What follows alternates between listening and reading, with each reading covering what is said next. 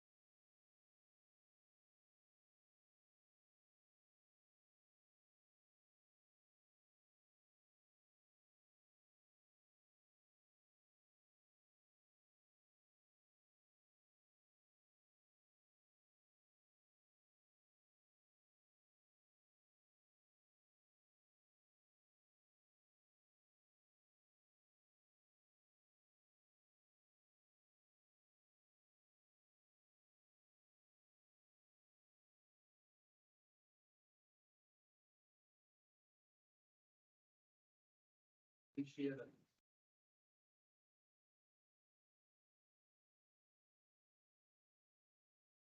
Thank you. Looks like we're ready to start the session. Looks like the first thing on the agenda is visiting with people from SkyWest. Hey, here. Come on down.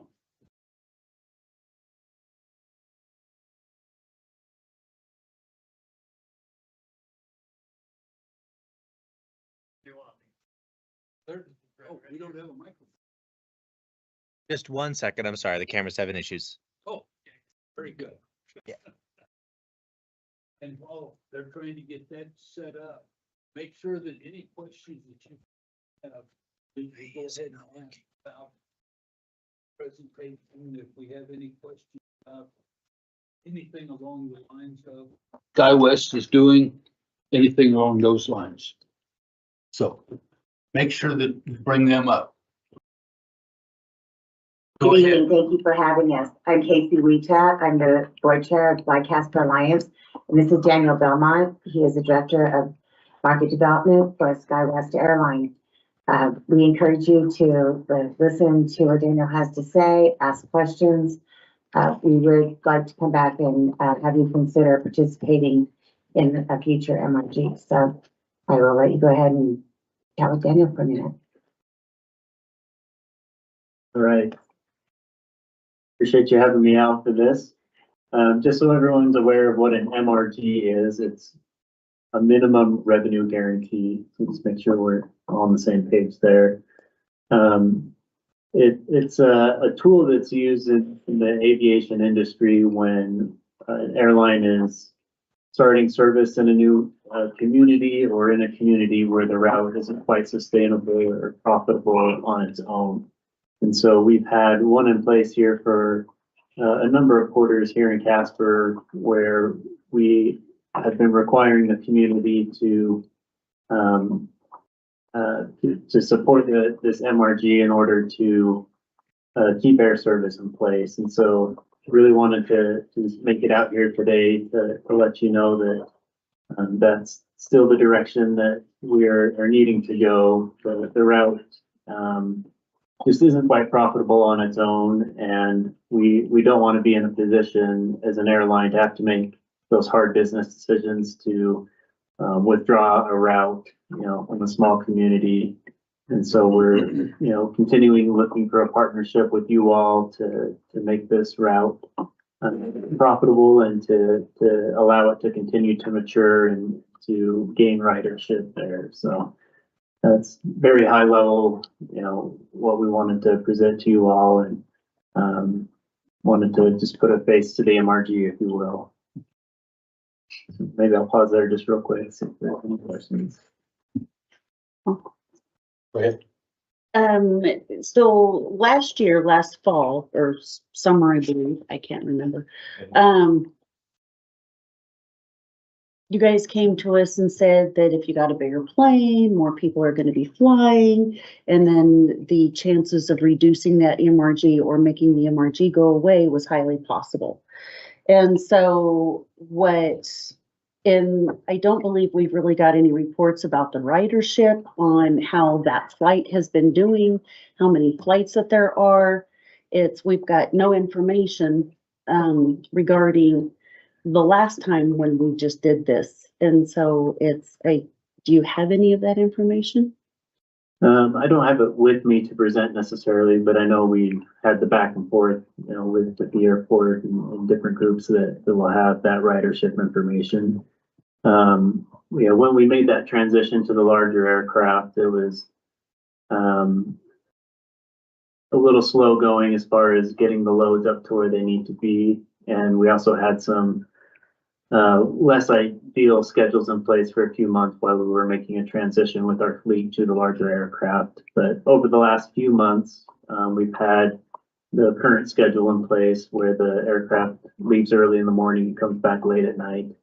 And that's been just the 50-seat aircraft that we had before. There's room to grow into it, and there's more revenue upside with having more seats on the aircraft. And so we're still working through that growth process with you guys.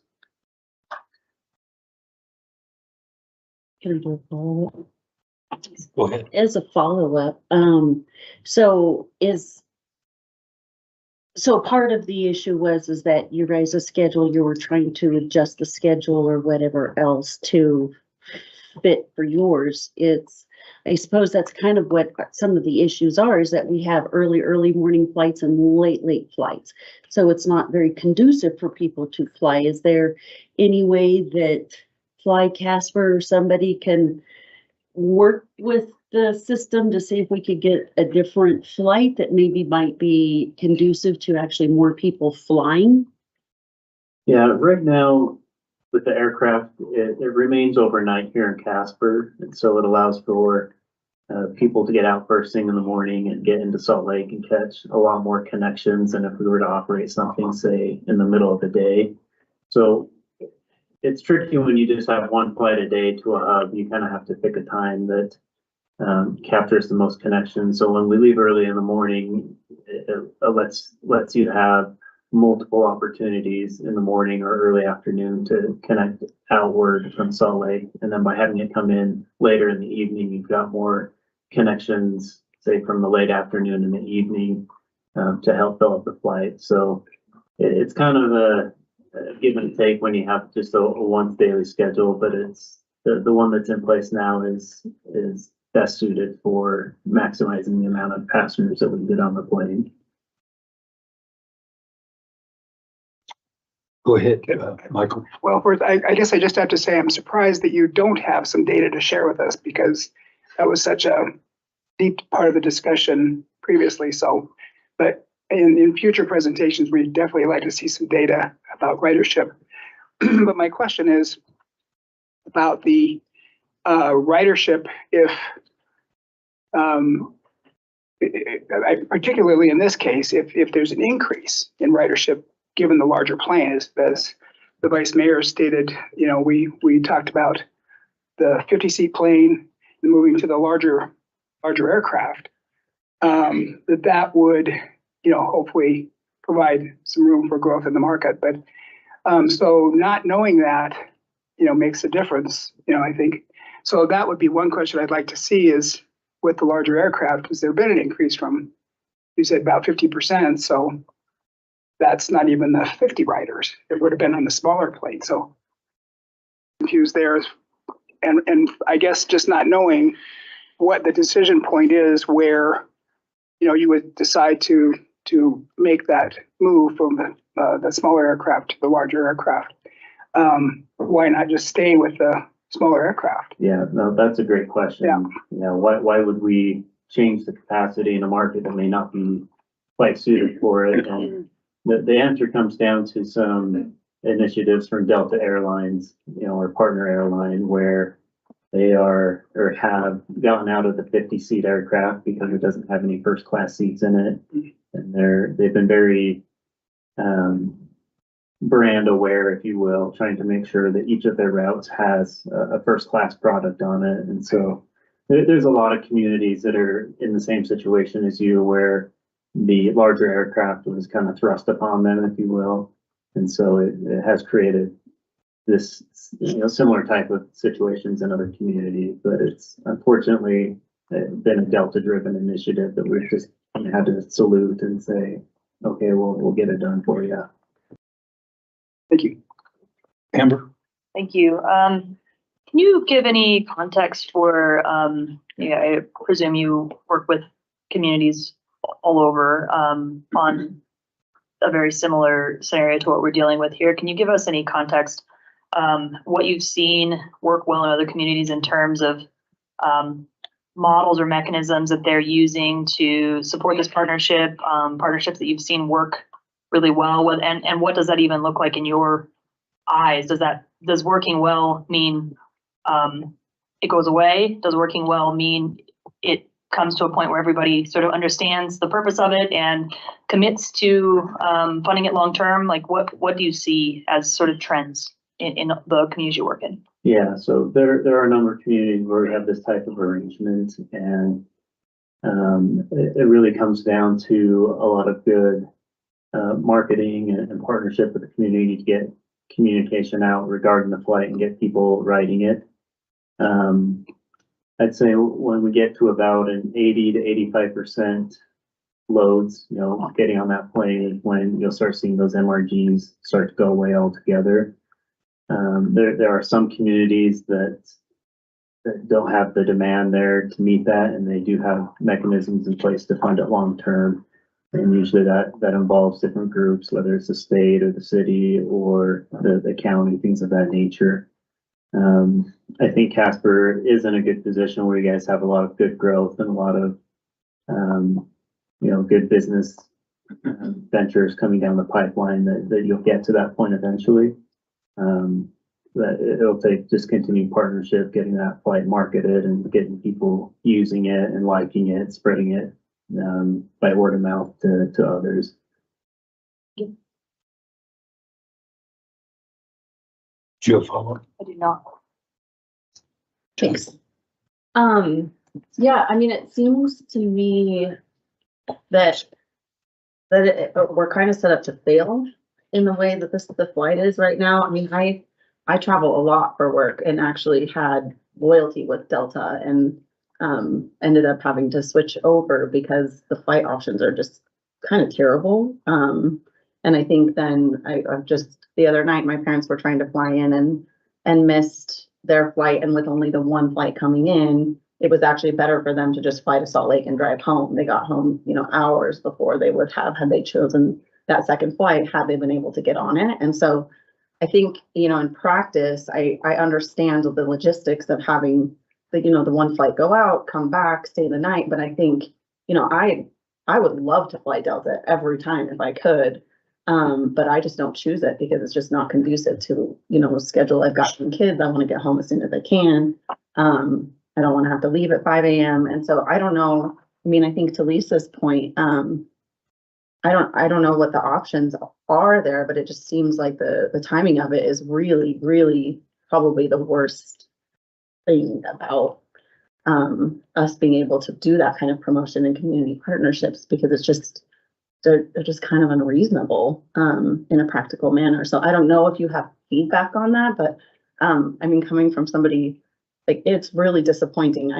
I would love to be on those flights when I can for work and such, but it's just really not practical. So I don't know if you're getting that feedback from others too, but in case it's helpful. Yeah, so during the summer, we had a different time where the aircraft was leaving Salt Lake, kind of mid-morning, getting here late morning, early afternoon.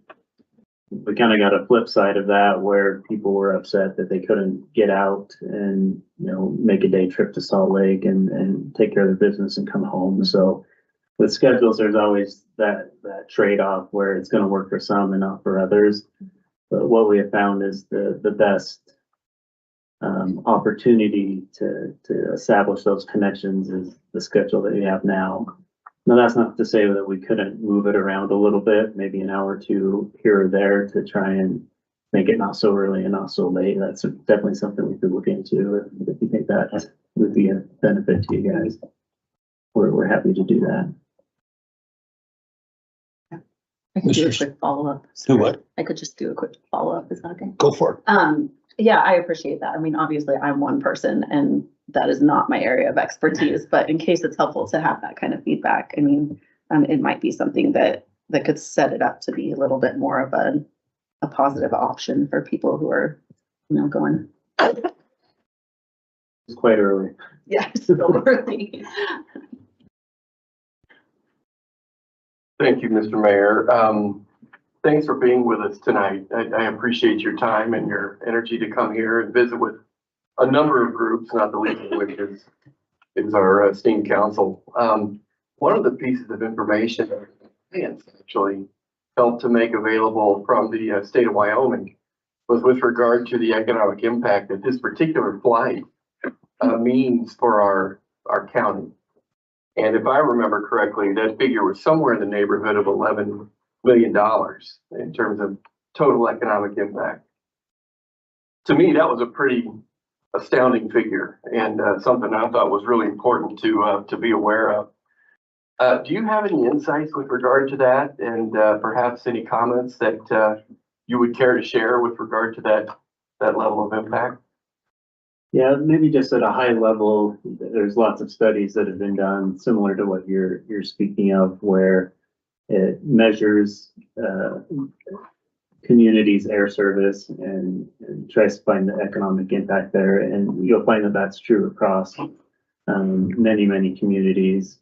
It's your air service is very much a catalyst, if you will, to other economic, activities going on in your community, whether that's attracting new employers, improving quality of life for existing community members or businesses that are looking to get to where they need to go. Healthcare, is a big user and benefactor of that. Higher education is a group that takes advantage of good air service. So it really has a widespread impact, like you have mentioned. Thank you. Yeah. I had a couple of questions. What does the airline actually look at for a rate of return on this flight? That's not a number that I get into really, but I think it's around 5 to 10%. I don't put the models together that put that together, but just talking with coworkers and whatnot, I believe it's between 5 and 10%. And does Delta, being the parent, so to speak, do they ever think about subsidizing some of these flights? Because I know on sometimes it may cost $200 extra for the flight. You choose another flight and it's $20. So what is the parent company doing? Because it costs the same amount of money to fly that plane. But why are we charged at times like 20 to 50 bucks for that leg versus other times it's 200 to 300? Yeah, a lot of that just depends on the time of when you might book a flight, how many days out you're booking it. It might depend on how full the flights are, not only from Casper to Salt Lake, but your connecting itinerary. Say you're flying to Los Angeles. Those loads on those flights are gonna impact what the price is gonna be. So there's lots of different variables that are gonna go on there, but I know that Delta does their best to manage that process and maximize the number of riders that are going to be on those flights. Well, I understand that, but I know that if the price were lower, you would get more ridership. Because I can drive to Salt Lake and spend the night, and it's cheaper for me to do that than it is to fly your plane. And so you're really not scheduling that for the tourist traveler or the casual traveler. You're setting this schedule strictly for the day travelers going to and from Salt Lake to be able to make a one-day business meeting. And I know we have a lot of people that are going to the West Coast, to the amusement parks, to a bunch of things that, as was stated, who wants to get up with their 3 kids ranging from 7 to 12 to make a 5 o'clock in the morning flight to wind up in Salt Lake to catch the flight to LA at 2 o'clock in the afternoon and have to deal with that in the airport in Salt Lake. So I think a little bit of what are your travelers and what are they really doing? And is that something that you ever take into account? Yeah, definitely so. And part of that gets back to the struggles of having just a once daily flight. Is the current schedule is a little more geared towards the business traveler for sure. Where if we had 2 flights, you'd have something in the middle of the day that would work better for just a wider group of people. And so hopefully over time, as the service grows, that's something that could be addressed. But right now we're kind of stuck in that channel of which flight do we pick and what time should it be at, and it's just a little bit tricky. No. And again, along as a follow-up to that, along those same lines, is that your schedule is basically set up to be on corporate expense accounts versus out of private individuals' pockets, which I think that also affects your ridership. So that's, and particularly like the family of 4 with the 2 kids, that's almost the cost of a day at the amusement park just to get to Salt Lake. So that's all I'm kind of trying to look at. I got 2 of you at the same time. I haven't said anything yet, so go ahead. No, go ahead. You're good, Councilman.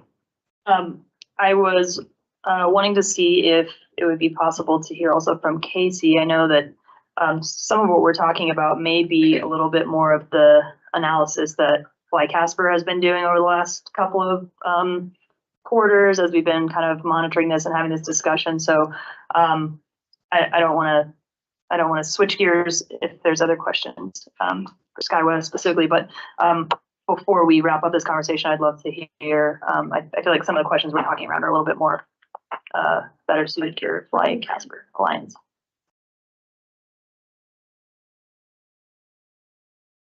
You want? I'll wait. My question really is just, and maybe it's just, it'll be a quick one. I think if we look at trying to reach the goal of 85% of the capacity coming out of Casper, and if the MRG isn't supported or isn't passed, is there, what is the ramification? Will it go away? Will this flight not be tenable? I mean, and I guess I'm asking the cold hard fact of it, Right. Then we don't have a flight.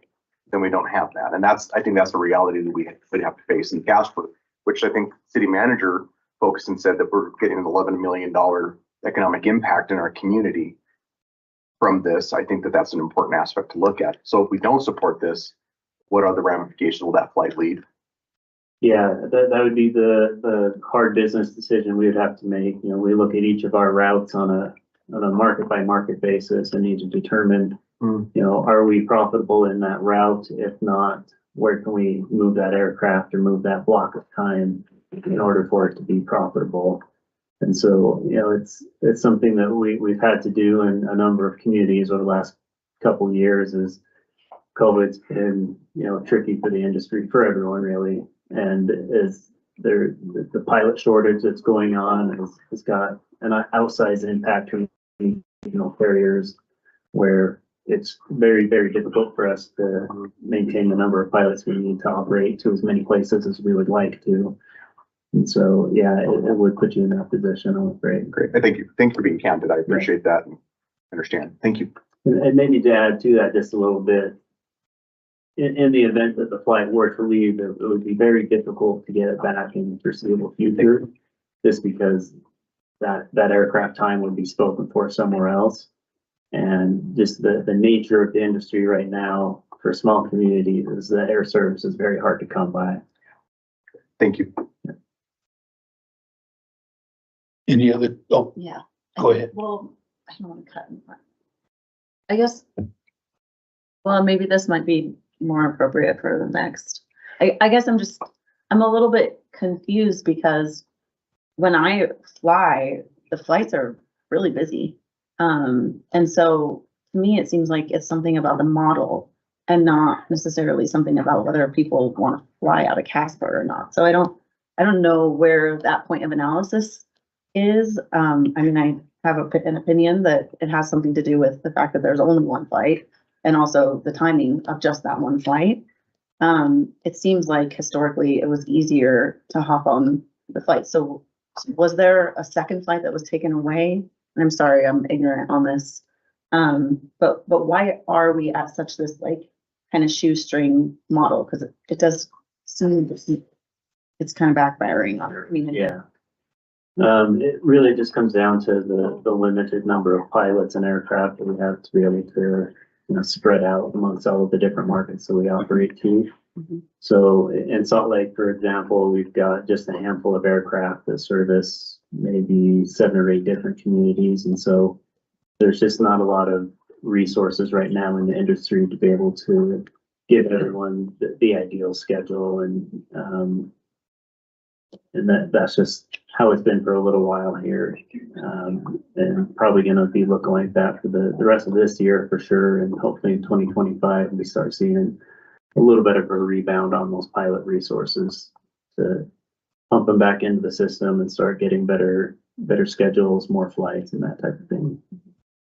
Thank you. Does anybody else have any more questions? Otherwise, if you're willing, fly Casper to try to address some of Amber's questions. I see him nodding of yes. We will switch. Thank you. Thank you. We appreciate you coming. And so we appreciate the information.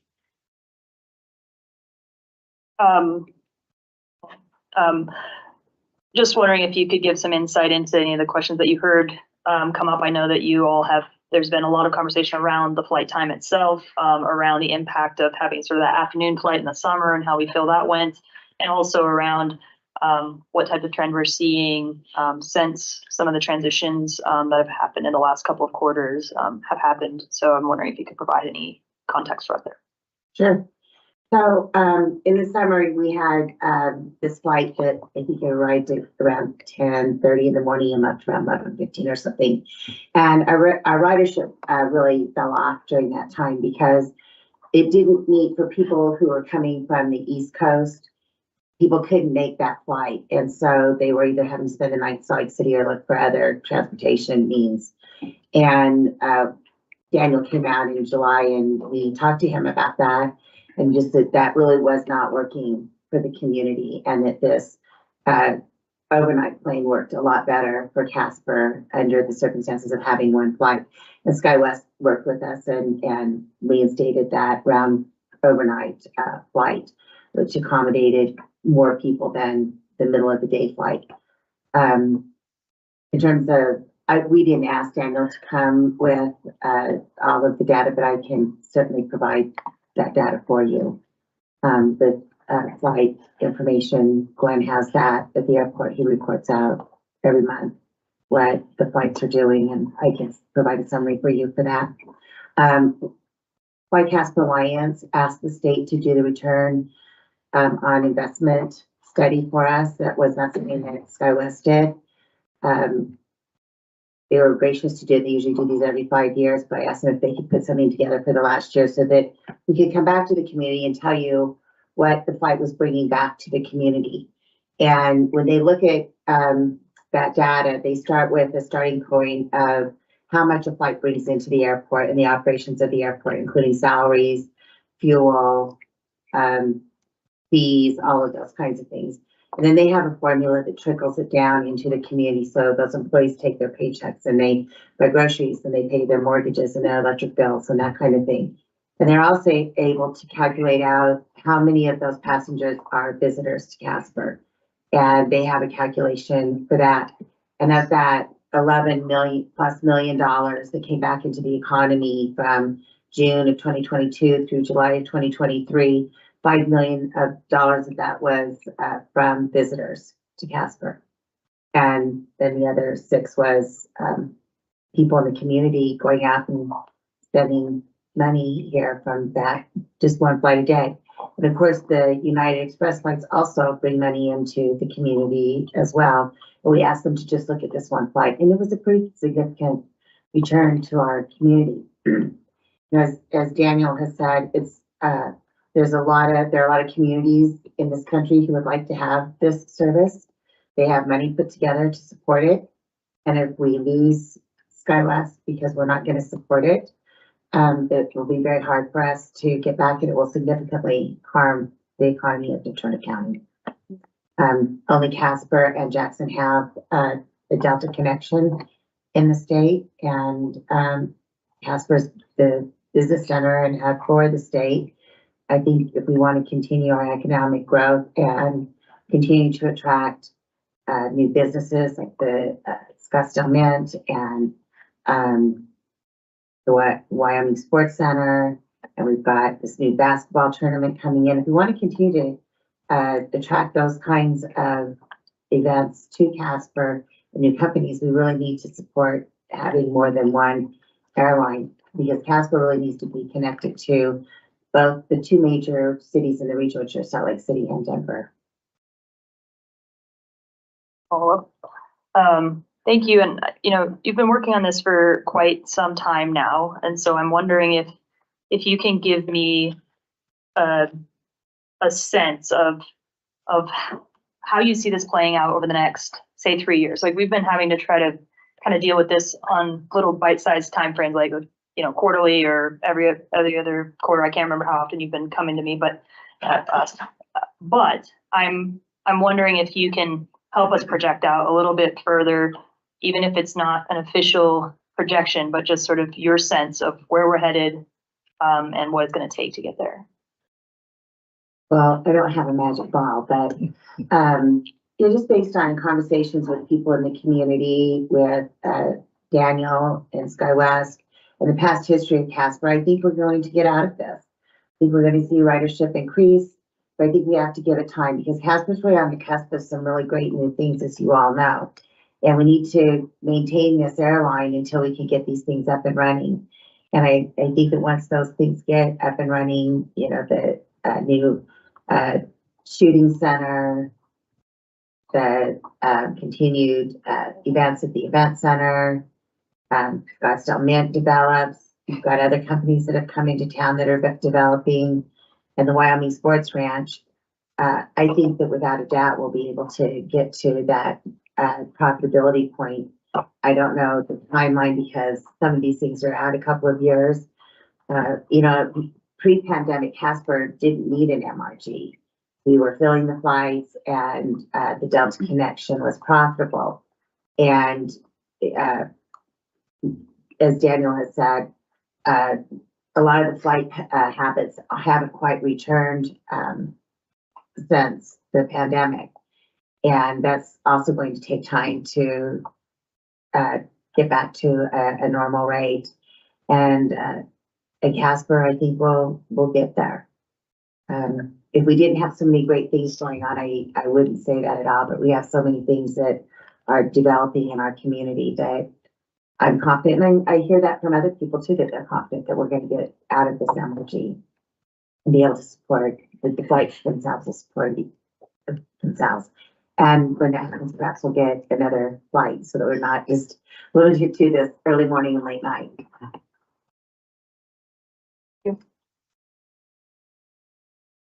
Any other questions? Thanks, Steve. Thank you, Casey and Daniel, for the information. When we discussed this back in May, we, as a council, had agreed $50,000 not towards the MRG, but instead towards the marketing efforts. Do you have an update in regards to how that money's been expended and sort of the outcomes of that? Yeah, so we have developed a website. We've got a pretty ambitious social media campaign. We are running promotions from Casper to Salt Lake City and also Salt Lake City to Casper. We have people coming from Salt Lake City to Casper this month. And next month, we have people coming to Casper from Salt Lake City to go to the Bert Kreischer concert and to the other one. I can't leave it, but anyway, the concert that's going to be on the, I think it's the 15th of February.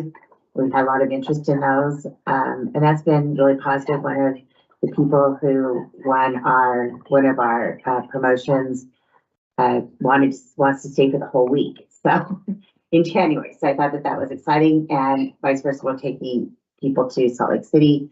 We've had hotels and restaurants, and of course the event center participated, so we can promote a really nice package for people to come and really find out about our community. We have the Winter Carnival coming up. That's new.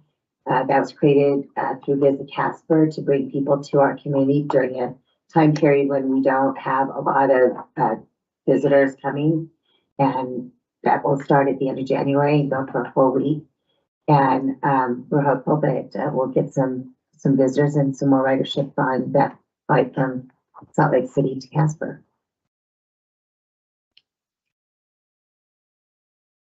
Just a note on that, I got served an ad the other day and it looked really good. Oh, thank you. Yeah.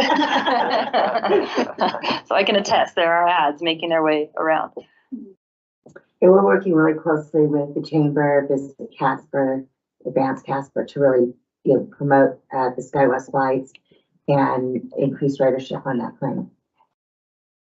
And we work closely with SkyWest and South, so we work with their internal people to make sure that anything that we promote that has SkyWest or Delta branding on it is accurate, and they help us a lot with things that they know are appealing to people. That's been helpful, and SkyWest has provided some tickets for us to do as giveaways. So SkyWest has really worked with us on promoting this flight as well. Any other questions, comments? We thank you very much. We Thank you. greatly appreciate the information. Thank you, Daniel, as well again. We appreciate it. Thanks for having us. Thank you. I guess up next is the Weed and Pest MOU. Your Honor, thank you. We have the opportunity to address a few items with respect to the long-standing MOU that we've had with the Weed and Pest District here in our community. As you all know, we are funded with respect to the efforts that we do internally through the district and this agreement. And the good news is we are not being asked to increase our funding that we pay back to Weed and Pest with regard to the number of services that they provide into our community that we don't have the capacity to do ourselves. And so I asked Zalima and her team to come in today and walk us through those elements that need to be addressed. Again, this is an agreement that we've had in place since the late 70s. It's a good relationship, a good partnership. And with these few changes, we think we can move forward with that same agreement and continue to do good things for our citizens here. So with that, if I could defer the time to Zalima and her team, that would be fantastic. You're there. Good evening. So I just want to quickly reintroduce my team. Katie Halleck is our supervisor over Weed and Pest and Urban Forestry in the Parks Division. And then Randy Norvell is our Parks Manager. And so they are here to help me answer any questions that you might have. We did invite a member of the Natrona County Weed and Pest Control District, and we thought that he was going to be able to make it, but he is not here as of yet. So we'll see. But we wanted to have an opportunity for you to ask any questions specific, likely to the mosquito abatement, which of course is part of the agreement where we pay the Weed and Pest Control District to provide services for the city of Casper within our Casper city limit. And so if he does not make it in time to answer your questions, we can certainly gather that any information that you request and provide it either through an info packet or a follow-up. But as the city manager indicated, this is a long-standing agreement or partnership with the Natrona County Weed and Pest Control District. It dates back to the 1970s. But as some new leadership has come on at the district, and of course, since I became director of the department a couple of years ago, we just decided that it was a good business decision to update our agreement and put in place a mechanism by where we are reviewing it regularly rather than having it last decades without anybody really giving it any consideration. And so the proposed agreement would be reviewed periodically. I believe it's every 2 years is what we're proposing, so that we can make sure that the partnership is working for both entities as we intend it to. And so really it is a partnership that where we try to control invasive species in our community. And then again, the big part is the mosquito abatement. We do some in-house mosquito abatement for nuisance mosquitoes. You'll see sprayers, very small scale sprayers out on the athletic fields and different things, before certain events, Pops in the Park, we spray Washington Park, those kinds of things. But really the services provided by the Natrona County Weed and Pest District are testing, abundant testing for vector mosquitoes that cause disease. It is right now. And as well as follow-up spraying if vectors are found that cause disease. And so that is really the service that we're paying the district to perform for us, because it takes a lot of specialized equipment. It takes a lot of specialized knowledge that we don't necessarily have in-house at this time. So with that, I will answer any questions, or we can invite the Natrona County Weed and Pest District down to answer some questions as well. Questions from council? I know the one question that I would have and that I would be thinking that a lot of our residents might be, and you alluded to it to one point, is that you're not going to be going out and blanketly fogging neighborhoods and things like that. Is that a reasonable assessment? Mayor, councilors, I'm gonna answer that at a very high level and then invite some folks with some expertise down. But yes, as I understand it, we target our nuisance mosquito spraying around events and areas of town where we know it's a problem and we're gonna have large populations of people outside. The services provided by the Weed and Pest District are more targeted to prevent disease. But we don't generally go out and just blanket fog everything as a normal practice. And the reason that I had asked that is I had lived in a couple of places that had way worse mosquitoes than we have, and they would literally go out in the middle of the night and fog every place in town. And I know there was a lot of concern about what that was doing for asthmatics and other people with breathing disorders and things. So I was hoping that this might ease the populace when they talk about mosquito abatement. So that's why I was curious about that. And if you'd like some follow-up, That would be great. They can give a little bit more detail about the amount of spraying that we're doing in a typical year.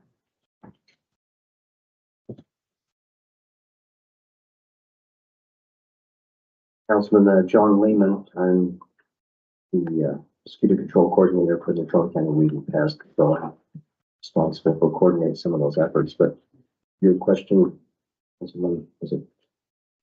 Okay. We do. We base our to answer your question specifically, your fogging efforts based upon population counts along with complaints. We do have surveillance traps that we have throughout the city, and we routinely monitor those and collect those traps there so we can basically speciate how many mosquitoes we do have, population, as well as determine what kind of species we do have. So we have vectors that are most competent for disease transmission, such as the Culex tarsalis that would carry the West Nile virus or equine encephalitis and so forth. Those would rank a little bit higher in our efforts to administer or dispatch control efforts in those particular areas. We also offer quite a bit of control on a biological level. So we have about 195 sites that we monitor on a weekly basis, breeding habitat for mosquitoes, and we apply biological product to those particular sites. So our efforts are there. We can reduce the number of mosquitoes that was actually hatched, and we can reduce the amount of adulticiding, on a wide scale for the city and so forth, and we're more of a targeted approach. And of course, people do call in, however, and say, gosh, we would like to get some spraying out in our area. We'll certainly go out there and do some more trapping just to make sure we've got the numbers. We've got some disease vectors, but also just to offer that control. And then of course, on the other end, there's some people that say we don't want any spray in our neighborhood. It's usually, unfortunately, the people who do want to be sprayed or live right next to the door of the people who don't and so forth. So we try to accommodate that. But there are folks that say, gosh, we do have concerns with asthma or other health concerns, and we really try to respect that. And we follow that up with a rather in-depth GPS monitoring device, so we can actually show folks the day we were out there, the time, the fog was on and off. So if there was any concerns people had, say, hey, you didn't spray our area, or you did, we can sure come in and we can show them exactly what we were doing in that regard. So, any other questions? I think you took care of what I was really interested in. Absolutely. Because like I said, I know people get concerned when they see a big fogger coming around and what are we doing? And it sounds like you are basically monitoring for disease transmission from the mosquitoes as much as anything. And it's a very scientific way of going about it. So I appreciate that. You're very welcome. You're right. You bet. I know in the past, it was pretty much routine. Every Thursday evening, we're gonna go out the fog truck, spray the malathion. We've moved away from a lot of the organophosphates. Okay. We're more of a perimeter base, so those things, the product we use is break down very, very quickly, and it's more of a contact, so we don't leave a lot of residual like the malathion does. And so, that is also a response to a lot of folks in the city that have these hobby beehives and so forth. And so those folks are, requested and really obligated to register those with the state of Wyoming.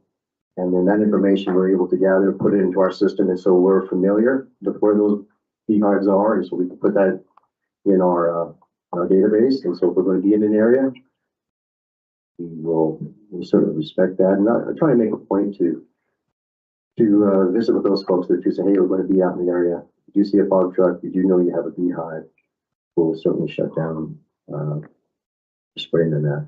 But also, we try to also time our, and I probably go long, I apologize, but we also try to time our fogging when the mosquitoes are most active. So usually it's after sunset for about a half an hour, and we try to shut down those fogging efforts by about 10 o'clock. That way most of the bees, if not all, are back in their hives. And so we've also been able to mitigate any kind of contact with bees that may be actively flying. And so they do fog. It's really targeted to when the mosquitoes are actively flying. Doesn't leave any residual, so the bees emerge the next morning. There's no residual on any of the flowering plants and so forth. The bees doing their work and so forth. So we really haven't had much issue with that at all. Thanks for all the information. I was hoping if you could give us a quick PSA, since we have a captive audience, we don't get to hear from Weed and Pest very often. A couple of years ago, I went and got a big old zapper from Home Depot, and I get a lot of satisfaction out of hearing that thing go off all night. I was curious what else we as citizens can do to help mitigate,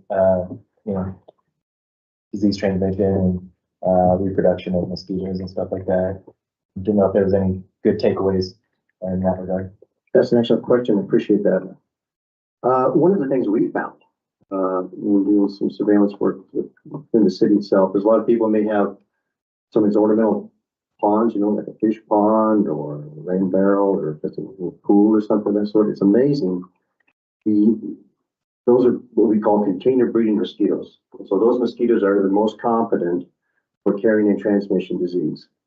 The Culex species, genera, specifically Culex tarsalis, is the one that really gravitates to that particular kind of breeding habitat. And so anything you can do before you get stuff just around it, just maybe just a little container that may fill it with water, before you make sure you empty that. If you got an ornamental pond that you got the fish in, fish obviously will try to eat on mosquito larvae, but just as an added measure, we do sell at the Weed and Pest what we call an Alticid briquette, and you can actually put that in your water. They'll treat about 100 square foot area, and that will offer control for the entire season. You don't have to worry about putting a biological product in there for the season. Just a little tablet you put in there, and mosquitoes from actually emerging from that. Encourage folks, you're going to be out in the early mornings, obviously, and in the evening, try to don't be afraid of the insect repellents. I know a lot of people kind of shun away from that from DEET, whatever, but it is pretty effective. This year we had at least 3 neuroinvasive cases of West Nile virus, so it is present. It really is. It here is something we've got to manage for. And so sometimes kind of have a side in mind. The Culex kind of interesting in there. They're not necessarily an aggressive biter, but they are certainly present. And so anytime you're going to be out in the garden or walking along the riverbed, I just encourage people to put a little bit of that on there. Particularly, just maybe on that side of your clothing. Sure, it doesn't. Obviously, elimination, if you can eliminate any kind of standing water you have around your immediate property, that'd be the number one. Can't, we offer some products out there that you can come down and we can help you come out and actually help you identify it, number one, and give you the product for studying some product that will help you in that regard. And to your point, I think with PSA also, one of the things we do offer with the weed and pest is that we, on a daily basis, based upon our counts, maybe from the night before, whatever, as we're coming up with our spray schedule, whatever, we do try to notify through our weed and pest website and Facebook page, hey, we're gonna be out, say in Evansville, or be out in Bar None this evening, weather permitting, and let people know that that's where we're gonna be actively out doing some adulticide. And at that point, I give people time through the course of the day saying, oh, after spraying, great, or no, maybe we don't want to spray on a particular property. And then we can have, they'll have time to call in, and we can have time to get that noted on our spray schedule and respond accordingly. Well, I was just gonna ask, pretty much the same thing that Kyle, you just answered all of what I was gonna say, but I just wanna say too that I could listen to you talk about this all night long because it's fascinating to me. And I too grew up with the foggers all night. They rang a bell and everybody had to run inside. But I love your passion for your job and just thank you for doing what you're doing and keeping our quality of life here in Casper good. Well, I appreciate that. I appreciate the folks of the support. I think one of the new things, I guess we want to know too, but I know you guys have an agenda, so I apologize. One of the newest things we've been working with the city is a barrier application, where we actually been working with the city when they're out there fertilizing or doing weed control on all the parks and the soccer fields and ball fields, which I know can be just a magnet for mosquitoes. So we actually put a barrier spray, another permethrin-based product, on that. And so if we can time that right with what the city's doing, then that offers some more control for people out there playing ball and soccer and so forth. But when those mosquitoes, whatever might be harboring in on that wet grass, which is during the dry days and so forth, to get in there and have that cool, wet that foliage, they like to harbor right in there in the nighttime when everyone's going to play ball. There they come out and do their thing and so forth. And we've seen some marked progress and success in doing that, implementing that kind of management practice down along the ball fields, and it's been pretty well received. So we're going to continue to work with the city on maybe expanding that management process, not only for continue to do that on the ball fields and soccer fields, but expand that to more of the parks where a lot of events are going on and so forth. And we've actually had some folks that call in and say, gosh, could you maybe find an event? Would you be able to work with us in doing that? So we actually went out this past summer, and there was a little league football program that had started up around the schools. And so we took a little ATV out there, put some product out there, and for the folks, little fellas, and they saw some marked difference, and they were really appreciative of that. So you got anything we can do to help the folks with your continued funding and make it worthwhile and more enjoyable for you folks that live in the city, I really appreciate it. Make it a better quality of life. Absolutely. Any other comments or questions from council? I will let you put in a plug for Weed and Pest. What is your address and what are your hours for those people who would want to come out and get product from you? Ask me that question. I believe 6819 West Yellowstone Highway. So if you're heading out to the airport, we're right across from Ghost Town truck stop there, off to the left. The big yellow building, this is Metro County Weed and Pest. Right now we're in winter hours, of course, which is a great time for mosquitoes. We control it anyway. Usually winter times are from 7 to 4. But during summer hours, it's usually about 7:30 to 4. There. And you have to visit with anybody who has any questions or concerns about weeds, bugs. Yeah, so. And I'll stock up on those pond pellets because I'm going to promote the crap out of that. Thank you very much for your time. Thank you. Very good. Thank you. We appreciate as Jenna had said, we appreciate your enthusiasm and knowledge. Thank you very much. And thank you, Salima, for bringing him along.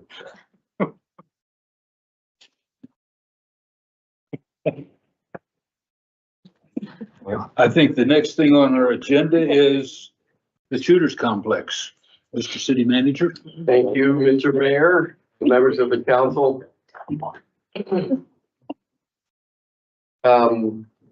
Council is probably aware, in fact, I know you're aware that there has been a conversation afoot throughout the state with regard to funding that the state has set aside ostensibly for the idea of investing in a larger scale shooters complex to be located somewhere here in the state that would potentially attract a lot of out-of-state tournament play and attention from around the national and even international shooters community that we certainly hope would be located here in Casper and Charlotte County to bring that activity here. We are wanting to come to you to give you a real brief sort of insight as to what's happening with respect to that process and let you know that we could really use your endorsement, as it were, pertaining to this project and our involvement in the pursuit of this construction, if you will, development here in our area.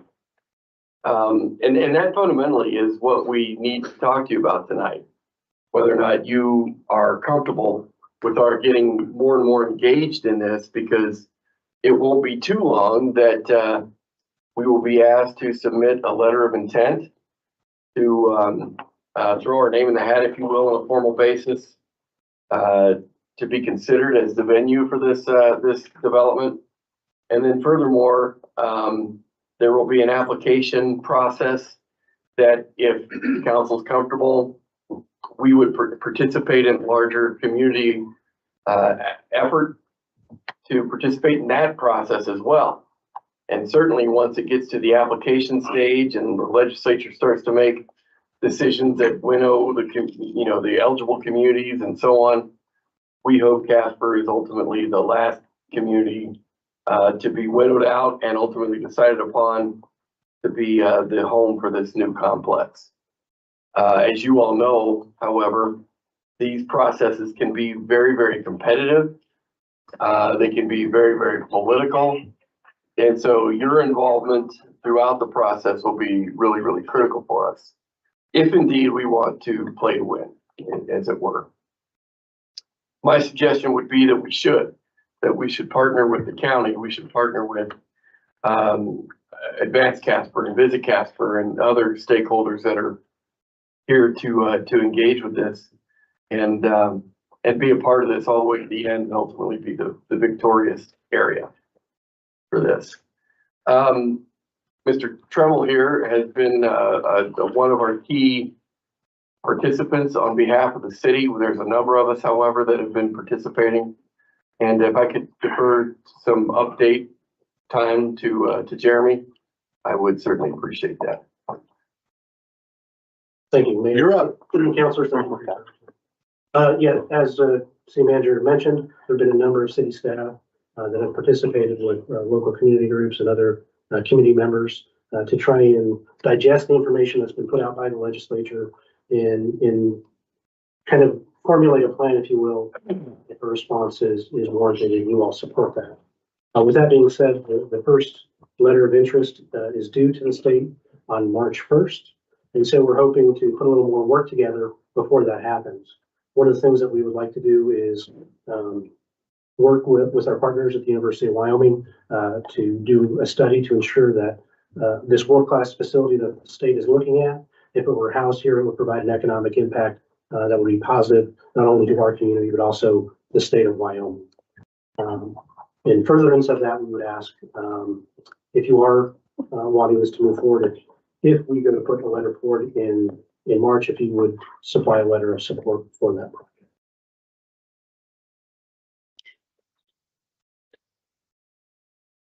Go ahead.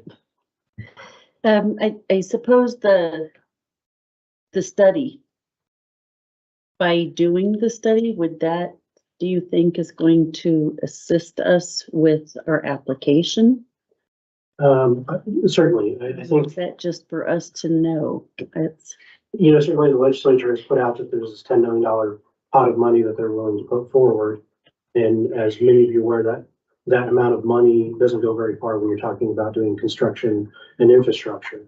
And so one of the things we want to be able to do is put forth a thoughtful response to the state, one in which takes all of that into consideration. And so If they put forward $10 million, but it's gonna require the city and other community partners to put a lot more money in without a lot of return, then we might get to the point where it makes sense that we don't put in for this project. And so this will help you all and us as we're making decisions on how far to take this project and what amount of staff time and things to move forward with this. And certainly we are in favor of, world-class facility being here in our community that brings money into the community. We still currently have the numbers or the information available yet to show that. So Can we do a follow-up? Just as a follow-up is, so for the study, and I see Dave's here, is the county also?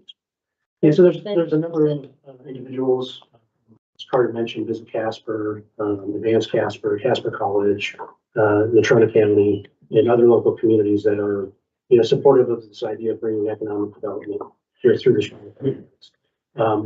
There will be an ask for some of the other individuals to support this financially for the study. We preliminarily got numbers that it would be about $20,000 for the entire study, and so divided amongst the group, we're asking that the maximum amount that the city would put forward would be $6,600.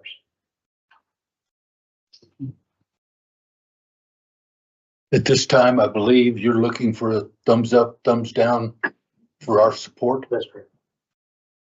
Support it. Looks like you've got it.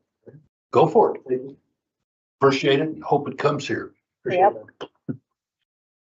Should we give Selima a thumbs up too? Yes, I'm gonna go back to that. I screwed up earlier. I forgot to go ahead and part of the weed and pest, we need an approval to move forward with the MOU. And I forgot to ask at that time for a thumbs up. So for weed and pest in the MOU. Okay. We've got that thumbs up as well. Changing. Had you not gone back, I was about ready to change my mind. I'm trying to get my A game on it. This is the first time through. Give me a break. Heard it in pasture. Only had 9 years to prepare. Even though I've been here for a long time, I forgot what has to go along. You're doing great. I appreciate that. Right. And you're here for? Oh, perfect. So basically, we were pretty well done with it, I thought. Well, Or did you have? Commissioner North is also on the group that's been working Yes. on this project together, so. So I'm just gonna, I know there's some questions that were asked as far as where the county is. We're actually gonna have this before us, at our next meeting. That's the original schedule. Just so everybody is aware, it's kind of different being on this side of the table again. But we have reached out to each of the municipalities, around the county to ask for support. All the mayors in those locations have said that they're willing to support this because this is an opportunity to bring something to the county that we don't have, that the state doesn't have. And so there's a lot of questions that are still haven't been answered yet. So there's a lot of things that we can't really go into a lot of details because we really don't know. But at this point in time, we're really just trying to get everything put together so we can show that this area would be a really good area for this. It would not only support our community, our county, but it would also support bringing in certain types of industry, different types of industry to the county in this area that would benefit every one of us. So with that, if you guys have any additional questions on anything, I'd be happy to either answer them or punt and defer. I think you've got us taken care of, Mr. North. Okay. Appreciate you coming on behalf of the county. Thank you. Like they're in line with the county. Absolutely. Very good. I guess the next thing on the agenda is meeting follow-up, and one of the things on there is the utility billing. And I know that we had several comments. And complaints. I hope that broke. No. Questions, comments. I know we had several questions and comments at our last meeting, and I know we wanted to try to bring that up and maybe answer some of those questions and get any more feedback or ideas that we might have, so that if we need to make some amendments to the ordinance, we can go ahead and potentially do that during second reading. So I think Kyle had the most questions, so I would, if it's okay with you, I would defer to him and we can go from there. Or did you have some specific comments right off the bat? Well, excuse me, Mr. Mayor, thank you.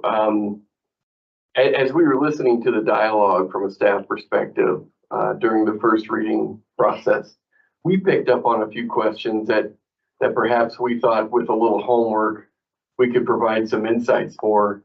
And Brandy did a great job putting together a memo that you can use not only tonight, but as you deliberate this going into the second reading, that provides a lot of good information and so forth. And I think we have, yep, there she goes. I did not see So that. copies of that. Yeah, that's right. She's got her on hand for you to take with you this evening. They should cover a lot of what it is that we wanted to be sure you understood pursuant to the first reading and that dialogue. One of the things that I thought might be of interest to you, particularly following some of the email comments that you all received through the comments portal over the last week or so, is with regard to the notion that this really isn't a new idea or a new concept. In the industry, this is something that is relatively common. You might even be surprised to know that in the county, this is a relatively common practice as well. And I don't mean county as in the county area, I mean as in the other communities in the county. This is a practice that they've already incorporated. And so, so it shouldn't be for a lot of our folks who have properties throughout the county, outside of Casper, as well as within the community, all that foreign or abnormal to see.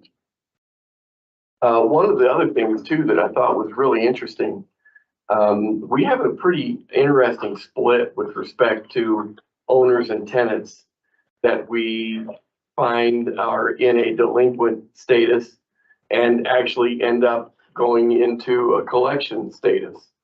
I was surprised to see that split among owners and tenants is almost 50-50. You'll see in your data there, it's not quite 50-50. And that chasm actually widens as it relates to going into active collection status and where we get those funding returns from. But indeed, we aren't necessarily talking about a tenant-only predicament here. We are talking about a fairly even predicament as it relates to both owners and tenants. And you'll note some of that owner-tenant split is with respect to, it would include, I should say, those who own rental property. The other thing I wanted to bring up, and then of course I'd like to defer to Brandy for any questions that you might have. The reality is this is also a model that we have adopted for years as it relates to nuisance property abatement. Oftentimes, when it comes to properties that need to be cleaned up, and for example, weed mitigation and those kinds of things, we run into the situation of that being an owner-tenant scenario. In other words, because of the negligence of the tenant, for example, we have a property that's being complained to us about, and we'll go out there and try to initiate some assistance from either the tenant or the owner in regards to mitigating that property, getting it cleaned up and so on. Oftentimes what happens, as you well know, is we don't get response, and after a certain period of time, We actually go out there with our contractor and mitigate that property. You would probably be interested to note that indeed there are many times where the tenant does not pay that bill. And that bill then falls onto the property owner to take care of.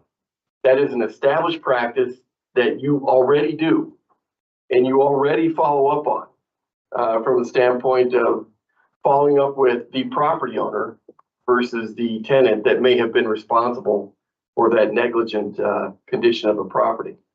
And so even in your own practices, pursuing a property owner versus a tenant is not a foreign concept already in the practices that we've adopted for years and years in this organization.